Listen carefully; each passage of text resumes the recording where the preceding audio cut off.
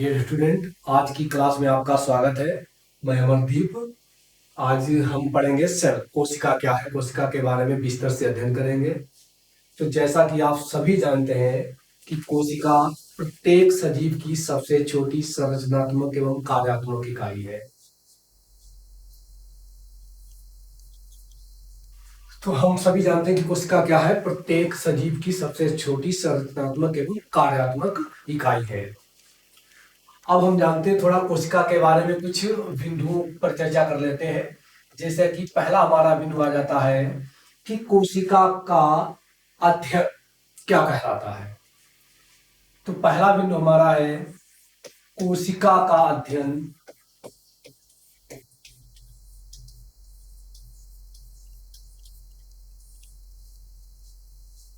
कोशिका विज्ञान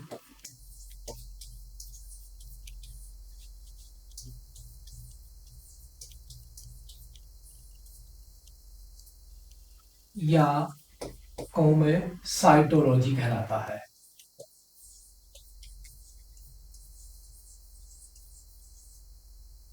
साइटोलॉजी कहलाता है। जैसे आप समझ लीजिएगा, जिस शाखा में हम कोशिका का अध्ययन करते हैं उसे हम साइटोलॉजी या कोशिका विज्ञान कहते हैं। ठीक है। उसके बाद में दूसरा बिंदु अगर हम देखें तो आधुनिक कोशिका विज्ञान के जनक भाई, वैसे जो अगर मैं कहूं कि जो कोशिका विज्ञान के प्रॉपर जो जनक है, तो आप सभी जानते हैं उन्हें हम रॉबर्ट हुक को श्रेय दिया जाता है कोशिका विज्ञान का जनक। तो एक बात देख लेते हैं कि कोशिका विज्ञान का जनक किसे कहते हैं। कोशिका विज्ञान का जनक, father of cell, Robert Hooke को कहा जाता है।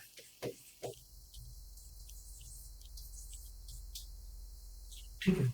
उसके बाद में अगला बिंदु हमारा आ जाता है कि आधुनिक कोशिका विज्ञान के जनक किसे कहते हैं। तो आधुनिक कोशिका विज्ञान के जनक है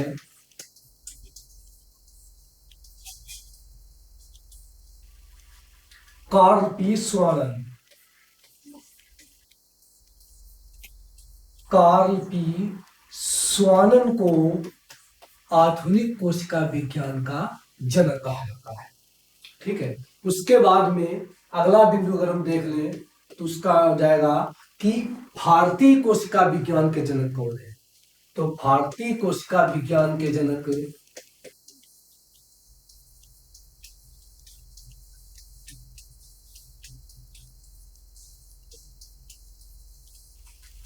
जनक की बात करूं तो A.K. शर्मा।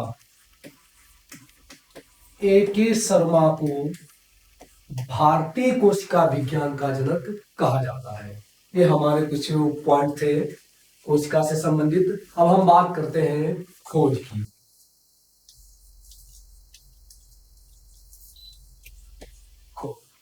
तो आप सभी जानते होंगे कि कोशिका की खोज का श्रेय रॉबर्ट हुक को दिया जाता है।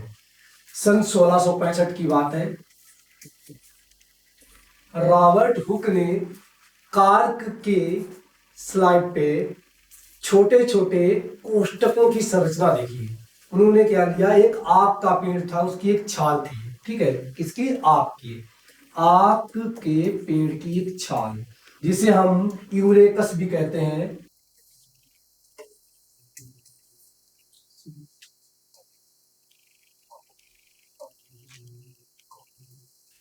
आक के पेड़ की एक छाल थी।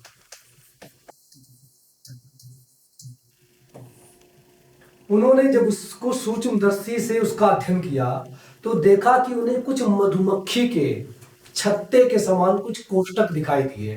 कैसे? मधुमक्खी के छत्ते के समान, जिन्हें सेलुली नाम दिया। क्या नाम दिया? सेलुली। बाद में आगे चल के वो क्या कहलाया? कोशिका कहलाया।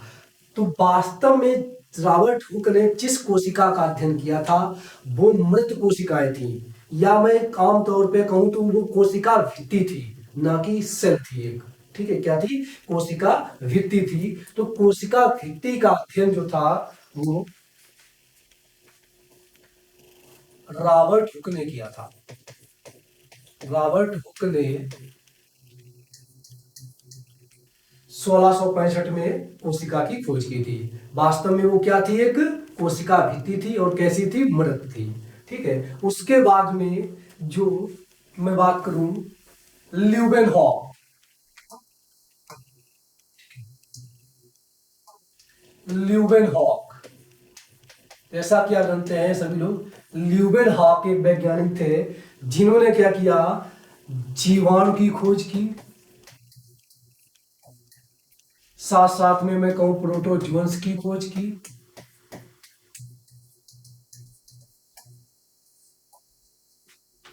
उसके बाद में अगर मैं बात करूं शुक्राणु की, आरबीसी। इसके अलावा भी कई सारी कोशिकाओं का अध्ययन किया और कई सारे जीवों की खोज की। तो सबसे पहले यानी कि किसी जीवित कोशिका की खोज किसी ने की थी तो वो ल्यूवेनहॉक ने की थी। तो इसीलिए कहा जाता है कि जो रॉबर्ट हुक थे उन्हें मृत कोशिका की खोज का श्रेय दिया जाता है, और ल्यूवेनहॉक, एंटनी वॉन ल्यूवेनहॉक को जीवित कोशिका की खोज का श्रेय दिया जाता है। तो जीवित कोशिका की खोज किसने की थी, ल्यूवेनहॉक ने। ठीक है। साथ साथ में इन्होंने देखो प्रोटोजोन्स की भी खोज की, शुक्राणु की भी खोज की और आरबीसी की भी खोज की थी। आरबीसी आप जानते हैं, रेड ब्लड सेल्स, लाल रक्त कणिका है। ठीक, आ जाएंगे उसके बाद में। हम अब कर लेते हैं चर्चा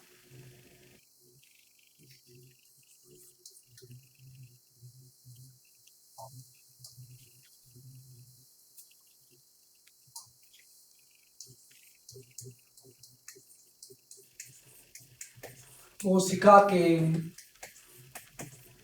आकार एवं माप की। माप के बारे में थोड़ा जान लेते हैं। जैसा कि आप समझते हो, कोशिकाएं, कुछ कोशिकाएं ऐसी भी होती हैं जो अनियमित आकार की होती हैं, है ना। हमें विविधता देखने को मिलती है जिनमें कोई आकार ही निश्चित नहीं होता है। जैसा आप जानते होंगे, नाम एक सुना होगा, अमीबा और डब्ल्यूबीसी। ये हमारी ऐसी सेल्स होती हैं जिनका कोई आकार ही नहीं होता, ये चेंज होती रहती है परमानेंट। आमतौर पर ये बिल्कुल ऐसे ही इधर से उधर, जैसे आपने सुना भी होगा कि अमीबा की कोई निश्चित आकृति नहीं होती है, इस तरीके से भी हो जाता है। आप चाहे तो ऐसे भी बना सकते हैं। तो कहीं ना कहीं क्या है कि जो अमीबा और डब्ल्यूबीसी ये सेल्स हमारी हैं, या एक कह सकते हैं ये एक कोष की, अमीबा जो होता है वो एक कोष की जीव है, और उसके बाद में डब्ल्यूबीसी, व्हाइट ब्लड सेल्स, ये कोशिकाएं ऐसी होती हैं जिनका आकार कैसा होता है, अनियमित होता है। ठीक है। उसके अलावा भी हमें कुछ मिलती है देखने को, जैसे कि अगर मैं बात करूं, कुछ कोशिकाएं हमें मिलती हैं छड़ के आकार की देखने को। उसके बाद में सर्पिलाकार होती हैं, और उसके बाद में अगर मैं देखूं तो हमें कोमा के आकार की भी मिल जाती हैं, ऐसी कोमा के आकार की। ओके। तो इनके अलावा अगर मैं बात किसकी कर रहा था, कोशिका के आकार की बात कर रहा था। अगर आकार में देखूं तो कुछ कोशिकाएं ऐसी होती हैं जो अनियमित आकार की होती है, जिनमें हमें विविधता देखने को मिलती है, तथा कुछ ऐसी कोशिकाएं ऐसी भी होती हैं जिनमें हमें कहते हैं कि ज्यादातर देखूं तो छड़ के आकार की, सर्पिला आकार की, सर्पिलाकार, सॉरी यहाँ पे लिख लेता हूं मैं, सर्पिलाकार और कौवा के आकार की होती है। उसके बाद अगर मैं कहूं तो माप की बात करूं, किसकी, माप की, तो देख लेते हैं हम माप। अगर मैं कोशिका की माप की बात करूं तो माप के आधार पर हमें कोशिकाएं कई प्रकार की देखने को मिलती हैं।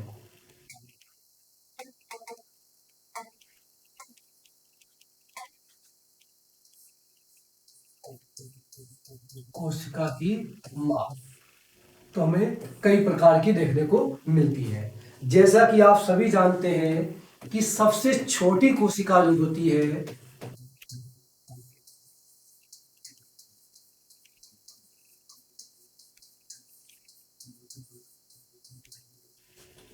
माइकोप्लाज्मा।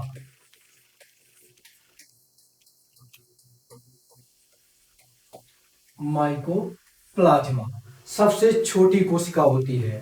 ठीक है।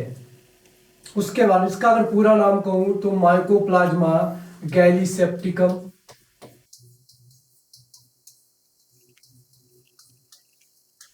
और कहीं कहीं पर दिया जाता है माइकोप्लाज्मा लेडलेबाई। ये अभी तक ज्ञात सबसे छोटी कोशिका है, जिसका व्यास अगर मैं देखूं तो 0.1 माइक्रोमीटर के आसपास है। ठीक है। उसके बाद में अब मैं कहूं कि सबसे बड़ी कोशिका, तो आप जानते भी होंगे, पढ़ा भी होगा आप लोगों ने, सबसे बड़ी कोशिका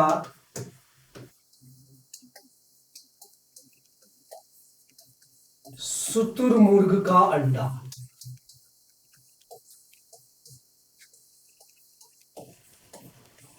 अभी तक ज्ञात सबसे बड़ी कोशिका है, जिसका व्यास अगर मैं बात करूं तो 170 mm से 155 mm होता है। ठीक है।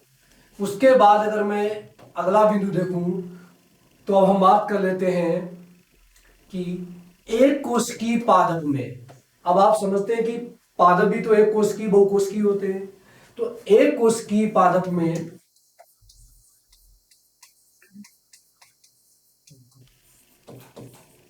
एक कोशिकीय पादप में सबसे छोटी कोशिका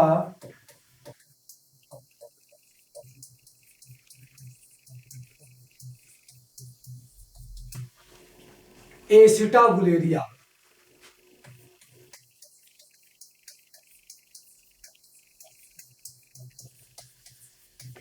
एसिटाबुलेरिया शैवाल में देखने को मिलती है, शैवाल में पाई जाती है।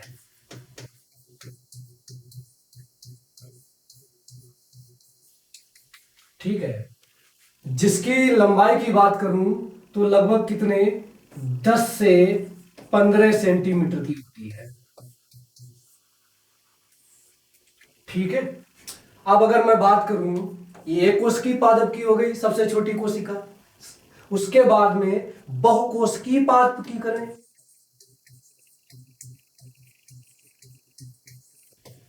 बहुकोशिकीय पादप की। अच्छा, बहुकोशिकीय पादप की अगर कोशिका की बात करूं तो उसमें अगर मैं देखने को मिलती है तो उसका नाम है बोहमेरिया में, यानी कि सबसे बड़ी लंबी की बात कर रहा हूं मैं, सबसे छोटी और सबसे लंबी। सबसे छोटी ये हमारी हो गई एस्टाबुलेरिया में पाई जाती है, जिसका अगर मैं लंबाई की बात करूं कितनी होती है 10 से 15 सेंटीमीटर की होती है।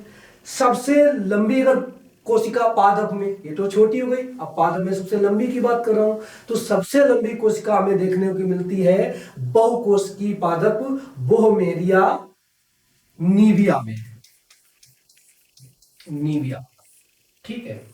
इसे आमतौर पे एक नाम दिया जाता है, चाइना घास के नाम से जाना जाता है, चाइना घास। एक बार इसे आप सर्च कर लेना, ठीक है, चाइना घास, तो आपको समझ में आ जाएगा तो हम किसकी बात करें। ठीक है। तो बोहमेरिया नीविया, जिसे हम चाइना घास के नाम से जानते हैं, जिसमें हमें 22 से 55 सेंटीमीटर की हमें कोशिका देखने को मिलती है, 22 से 55 सेंटीमीटर। ओके। तो ये हमारे कुछ बिंदु थे, आप इन्हें नोट कर लेना। ठीक है, तो आप ये नोट कर लेना। उसके बाद में नेक्स्ट हेडिंग हम पढ़ते हैं कोशिका सिद्धांत।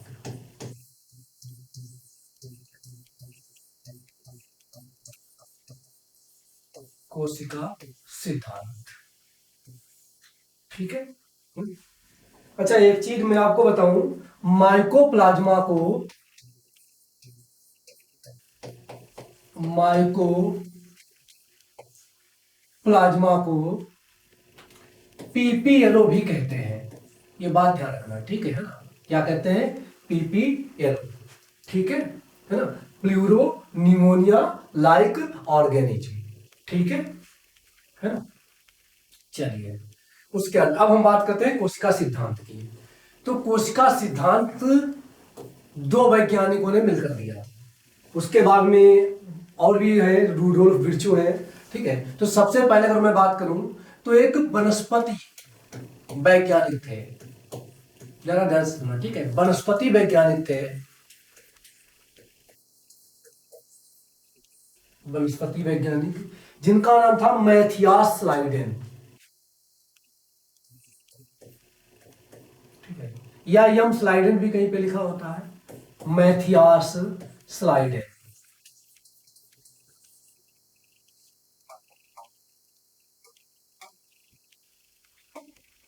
Matthias Schleiden. ये वनस्पति वैज्ञानिक थे जिन्होंने सन 1838, सॉरी 1838 में, ठीक है। ध्यान से देखना, मैं बात क्या कर रहा हूं। वनस्पति वैज्ञानिक थे कौन? Matthias Schleiden. सन 1800, सॉरी 38, ये 38 लिखा हुआ है, सन 1838 में इन्होंने क्या किया? पादपों के ऊतकों का अध्ययन किया। किसके? पादपों के ऊतकों का अध्ययन किया, और बताया कि जो ऊतकों का जो निर्माण हुआ है वो कहीं ना कहीं कोशिकाओं से मिलकर हुआ है। किससे हुआ है? कोशिकाओं से मिलकर। तो इन्होंने बताया था, मैथियास स्लाइडेन ने, क्या ये क्या थे? एक वनस्पति वैज्ञानिक थे जिन्होंने वनस्पति में यानी कि पादपों में पादपों के ऊतकों का अध्ययन किया, और बताया कि जो ऊतक होते हैं उनका निर्माण कहीं ना कहीं किससे होता है? कोशिकाओं से होता है। और कोशिकाओं के अन्य भी और भी ऑर्गन्स होते हैं, उनसे मिलकर होता है, ठीक है। अन्य भी पदार्थ होते हैं कोशिका के अंदर, आप जानते हो मैट्रिक्स होता है, कोशिका द्रव्य है, प्रोटोप्लाज्म है, केंद्रक है कहीं ना कहीं। तो क्या है कि इन्होंने बताया कि जो ऊतकों का निर्माण होता है पादपों में वो कोशिका से होता है, कोशिकाओं के निर्माण से होता है। आप लोग पहले भी आपने पढ़ा होगा कि कोशिका मिलकर कोशिकाओं का समूह ऊतक कहलाता है, ऊतक मिलकर अंग बनाते हैं, अंग मिलकर अंग तंत्र बनाते हैं, और अंग तंत्र मिलकर क्या बनाते हैं? जीव बनाते हैं, ऑर्गेनिज्म बनाते हैं, ठीक है। क्लियर है? हाँ? तो जैसा आप जानते हैं, उसके बाद में जस्ट सेम यही चीज मैं बात कर रहा हूं, ठीक है। जंतु वैज्ञानिक, जंतु वैज्ञानिक जिनका नाम था थियोडोर स्वान,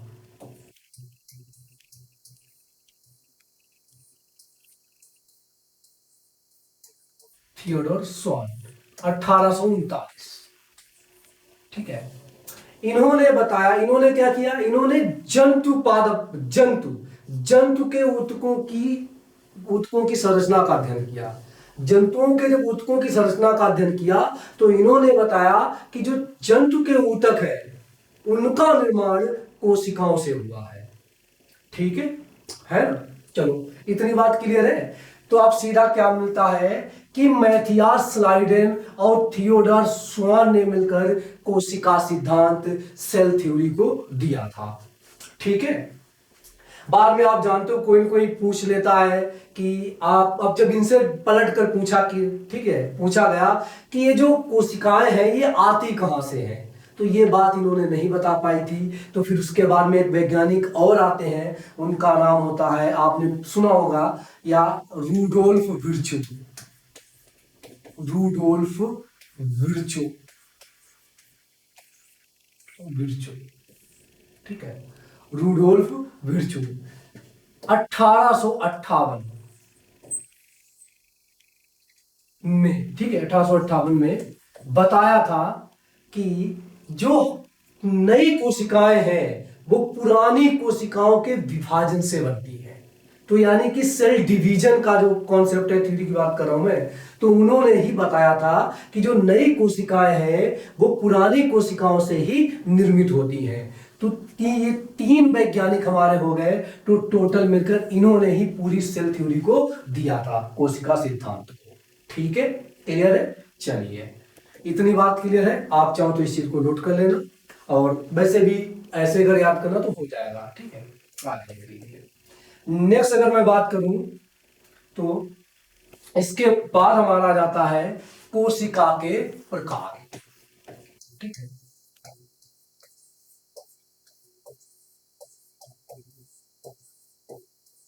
चलिए, कोशिकाएं दो प्रकार की होती है।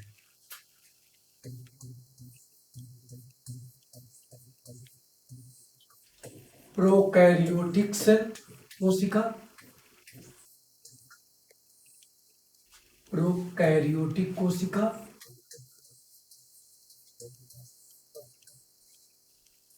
ठीक है।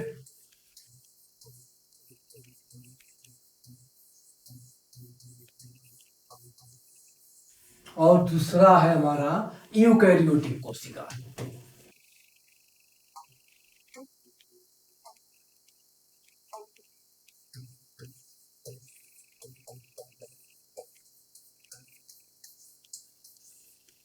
यूकैरियोटिक कोशिका। चलिए, अब हम यूकैरियोटिक कोशिका के बारे में, प्रोकैरियोटिक कोशिका के बारे में जान लेते हैं। ये दो प्रकार की कोशिकाएं होती हैं, ठीक है, प्रोकैरियोटिक और यूकैरियोटिक। यानी कि समस्त सजीव होते हैं वो दो भागों में बटे हुए हैं, किसी में प्रोकैरियोटिक सेल मिलती है और कईयों में हमें यूकैरियोटिक मिलती है। लेकिन ज्यादातर मैं कहूँ जिन्हें हम हायर बोलते हैं, उच्च श्रेणी के जीव जंतु बोलते हैं, उनमें सभी में यूकैरियोटिक कोशिका पाई जाती है। चलिए पहले प्रोकैरियोटिक कोशिका के बारे में जान लेते हैं, ठीक है।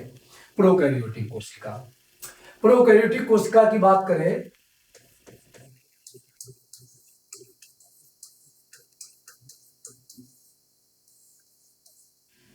प्रोकैरियोटिक कोशिका में केंद्रक तथा केंद्रक कला का अभाव होता है।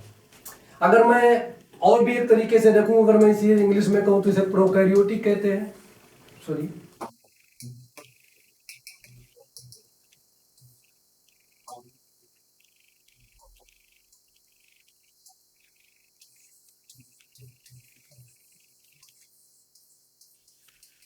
प्रोकैरियोटिक, ठीक है।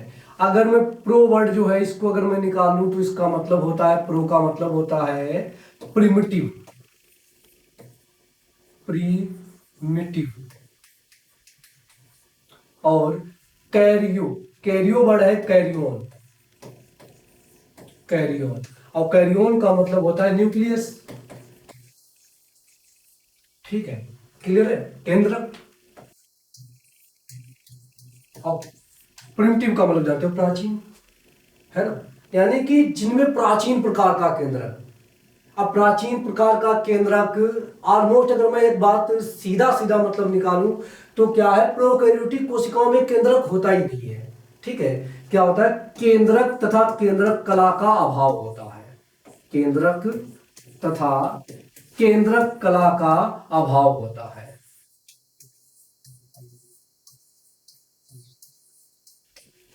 केंद्रक कला का अभाव होता है किनमें, प्रोकैरियोटिक कोशिका में कोई केंद्रक नहीं होता है और ना ही उसमें केंद्रक कला होती है। जब केंद्रक ही नहीं होगा तो केंद्रक कला कहां से आएगी, क्यों, केंद्रक कला क्या होती है, केंद्रक का एक बाहरी आवरण होता है जो केंद्रक को चारों ओर से घेरा रहता है, ठीक है। उसके बाद में इसमें हिस्टोन प्रोटीन नहीं पाई जाती है, हिस्टोन प्रोटीन का अभाव होता है।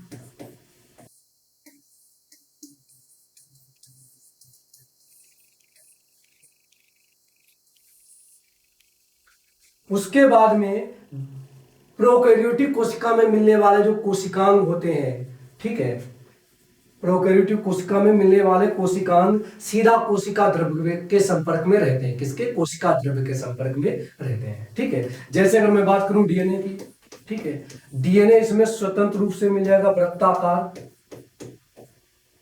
स्वतंत्र रूप से वृत्ताकार होता है, ठीक है। तो ये चीज हो गई। तो प्रोकैरियोटिक कोशिका का मतलब सीधा सीधा है कि ऐसे जीव जिनमें क्या है, केंद्रक तथा केंद्रक कला का अभाव होता है, प्रोकैरियोटिक कोशिका कहलाती है। और जिन वो प्रोकैरियोटिक जीव कहलाएंगे, ठीक है। उसके बाद में प्रोकैरियोटिक कोशिका में हिस्टोन प्रोटीन का अभाव होता है, साथ में डीएनए स्वतंत्र रूप से वृत्ताकार रूप में पड़ा रहता है, किसमें, कोशिका द्रव्य के संपर्क में रहता है, ठीक है। हिस्टोन प्रोटीन अभी हम बताएंगे उसमें यूकैरियोटिक कोशिका में, हिस्टोन प्रोटीन को अभी बता रहे हैं, ठीक है, आ जाइए।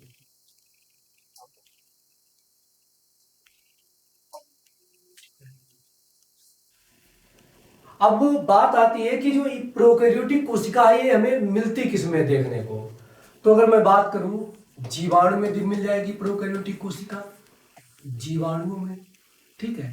साथ साथ में माइकोप्लाज्मा में मिल जाएगी। अभी जो मैं बता के आया हूं सबसे छोटी सेल माइकोप्लाज्मा। माइकोप्लाज्मा में सेल वॉल नहीं पाई जाती है, ये बात ध्यान रखना। क्या? कोशिका भित्ति का अभाव होता है।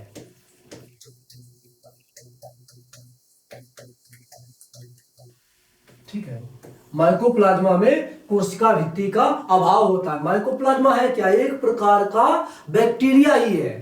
स्मॉलेस्ट अगर पूछा जाए संसार का सबसे स्मॉलेस्ट बैक्टीरिया क्या है, उसका भी नाम माइकोप्लाज्मा हो जाएगा। और सबसे छोटी कोशिका क्या है, उसका भी नाम माइकोप्लाज्मा हो जाएगा। ठीक है, तो यानी कि माइकोप्लाज्मा में किसका अभाव होता है? कोशिका भित्ति का। अच्छा, एक चीज और है कि माइकोप्लाज्मा एक ऐसा बैक्टीरिया है जो क्या करता है, श्वसन में, यानी कि उसे ऑक्सीजन, बिना ऑक्सीजन के भी जीवित रह लेता है। श्वसन में रिकॉर्ड माइकोप्लाज्मा बिना ऑक्सीजन के भी जीवित रह सकता है। ठीक है, तो इसमें किसका होता है? कोशिका भित्ति का अभाव होता है, नहीं पाई जाती कोशिका भित्ति। ठीक है, चलिए उसके बाद में एक नाम और हो गया माइकोप्लाज्मा के बाद में, साइनोबैक्टीरिया। साइनोबैक्टीरिया, ठीक है, किसकी बात कर रहा हूं? जीवाणु, माइकोप्लाज्मा, साइनोबैक्टीरिया। ठीक है, तो साइनोबैक्टीरिया जो है इसे हम GVA भी कहते हैं, शॉर्टकट नाम है। फुल फॉर्म इसका हो जाएगा ग्रीन ब्लू एल्गी, नीले हरे शैवाल।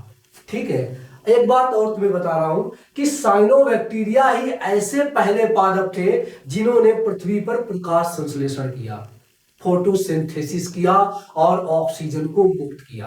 कौन? साइनोबैक्टीरिया। ठीक है, बाद में जीवाणु भी होते हैं, ये भी प्रकाश संश्लेषी होते हैं, लेकिन ये अगर मैं कहूं तो रसायन प्रकाश संश्लेषी नहीं हम कह सकते हैं। जैसे हरे पेड़ पौधों में क्लोरोफिल पाया जाता है, हरे पेड़ पौधों में क्लोरोफिल पाया जाता है, और जीवाणुओं में प्रकाश संश्लेषण के लिए बैक्टीरियोफिल पाया जाता है। क्या पाया जाता है? बैक्टीरियोफिल पाया जाता है। आगे देख लेते हैं। ठीक है, चलिए इतनी बात क्लियर है। माइकोप्लाज्मा, साइनोबैक्टीरिया, कोशिका भित्ति का अभाव होता है किसमें? माइकोप्लाज्मा में। ठीक है, चलिए नेक्स्ट एक चीज और देख लेते हैं कि जो जीवाणु होती है, जीवाणु में जो कोशिका भित्ति पाई जाती है सेल वॉल, वो पेप्टिडोग्लाइकेन की बनी होती है। ये वर्ड आप खास कर ध्यान रखना, किसकी? पेप्टिडोग्लाइकेन की, पेप्टिडोग्लाइकेन, ग्लाइकेन, पेप्टिडोग्लाइकेन की बनी होती है। ठीक है, हरे पेड़ पौधों में सेलुलोज की बनी होती है, कवक में काइटिन की बनी होती है, तो वो तो बाद में हम पढ़ेंगे। ठीक है, चलिए उसके बाद में अब हम पढ़ते हैं यूकैरियोटिक कोशिका। क्या पढ़ते हैं? यूकैरियोटिक कोशिका।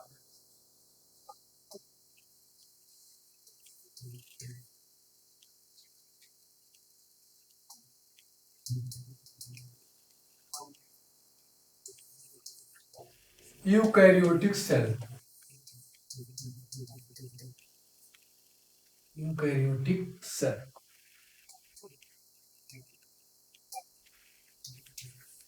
चलिए अब देखो यूकैरियोटिक सेल में क्या है, ऐसी कोशिकाएं जिनमें केंद्रक तथा केंद्रक कला पाई जाती है उसे हम यूकैरियोटिक सेल कहते हैं। क्या कहते हैं? यूकैरियोटिक सेल कहते हैं, जिसमें केंद्रक तथा केंद्रक कला पाई जाती है, उन्हें हम यूकैरियोटिक सेल कहते हैं। ठीक है, चलिए क्या पाई जाती है? केंद्रक तथा केंद्रक कला पाई जाती है, यूकैरियोटिक सेल कहलाती है। ठीक है, उसके बाद में यूकैरियोटिक सेल में केंद्रक केंद्रक कला के अलावा भी हिस्टोन प्रोटीन मिलती है, हिस्टोन प्रोटीन मिल जाएगी। ठीक है, उसके बाद में सॉरी एक चीज मैं आपको बताना भूल गया था कि जो प्रोकैरियोटिक कोशिका होती है उनमें 70 इस प्रकार के राइबोसोम भी पाए जाते हैं। ठीक है, यहां पे अगर मैं बात करूं 70 इस प्रकार के राइबोसोम पाए जाते हैं,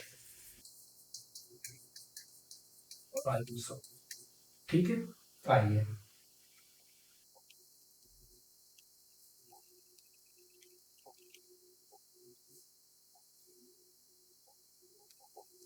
किधर गया?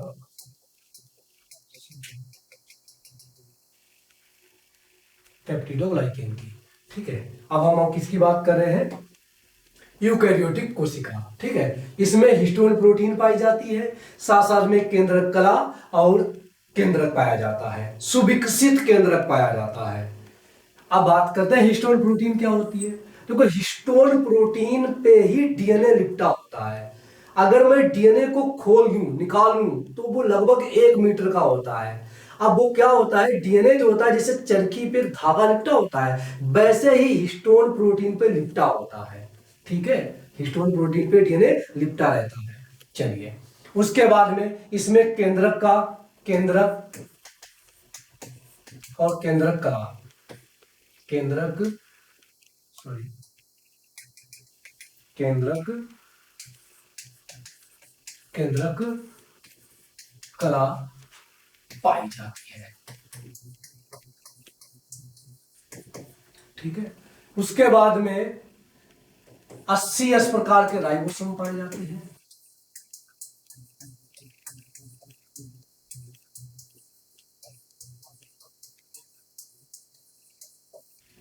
ठीक है, इसके अलावा अगर मैं बात करूं, बहुत सारे कोशिकांग भी देखने को मिल जाते हैं किसमें, यूकैरियोटिक कोशिका में। जैसे कि आप जानते हैं माइटोकॉन्ड्रिया, सही पढ़ रहे थे, केंद्रक।